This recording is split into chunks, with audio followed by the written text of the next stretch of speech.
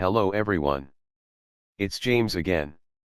I just wanted to report on the news story we talked about yesterday, where the Waterbury, Connecticut man, who was allegedly held captive in his bedroom for the last 20 years, and he started a fire in his room, risking his life, with the hope someone would rescue him. Well, the stepmom is out on bail, as she was able to post 10% of her $300,000 bail. And I will leave new links in the box below for this news story. But with that said, she's still denying it all and says her deceased husband, who I believe passed away a year ago, was the blame.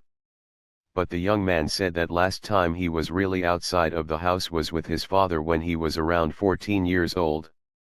You have the principal of his former school saying he and others reported the issue of this child arriving to school every day hungry.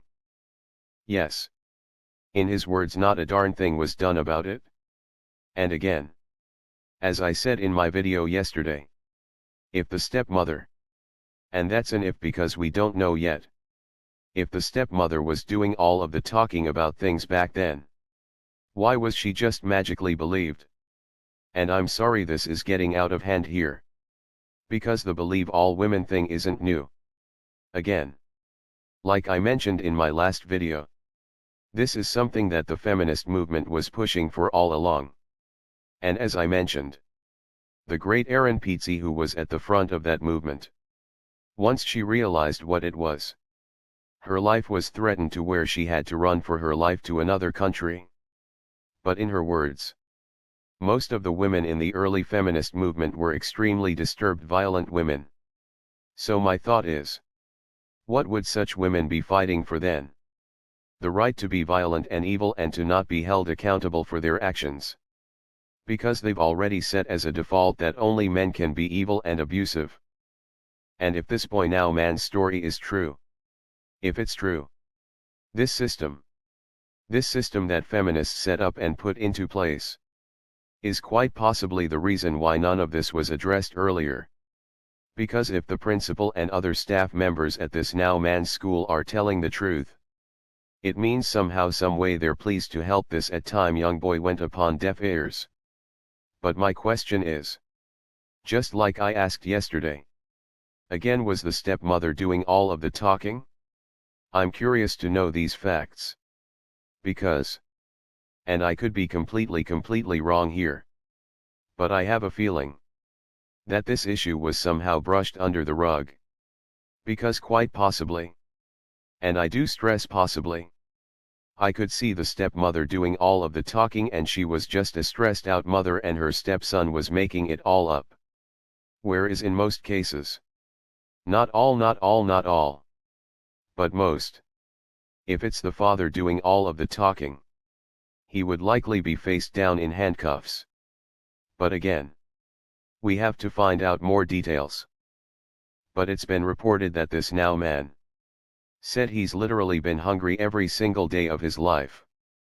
It's been reported he hasn't seen the doctor or dentist in decades and his teeth are rotten. The now man said that he never would ask for help because he felt the punishments would be worse and he would have more lockdown times. And in the words of one of the bystanders, how horrible does the abuse have to be for you to be afraid to bang on the window and scream for help? And you would risk lighting your entire room on fire. The reality is, if the story is true, that he likely realized official people at his school tried to help him before and nothing was done. He even said only limited amount of people knew of his existence. And that he was kept a secret. And at 32 was starved so much he weighed 68 pounds. If this is all true, this will show you the depth of evil. And how the mind of the narcissist works. They want to end your life, just like I've said for more than a decade on this channel. A channel that has been shadow banned on this platform. These narcissists want to end your life. But they also want to feed on your suffering and your pain. They want to make you as uncomfortable as humanly possible as you lose your life. As they turn you into the bad guy and them the hero that tried to help you. Yes. Demons are real. Well, that's all I have for today. We are going to keep track of this story and this young man's progress. I'm praying for him. I will also make more videos just talking about narcissism and how evil people think. Because I think they are important tools to learn from. But stories like this are important too. Because most people don't think this kind of evil exists. But it most certainly does.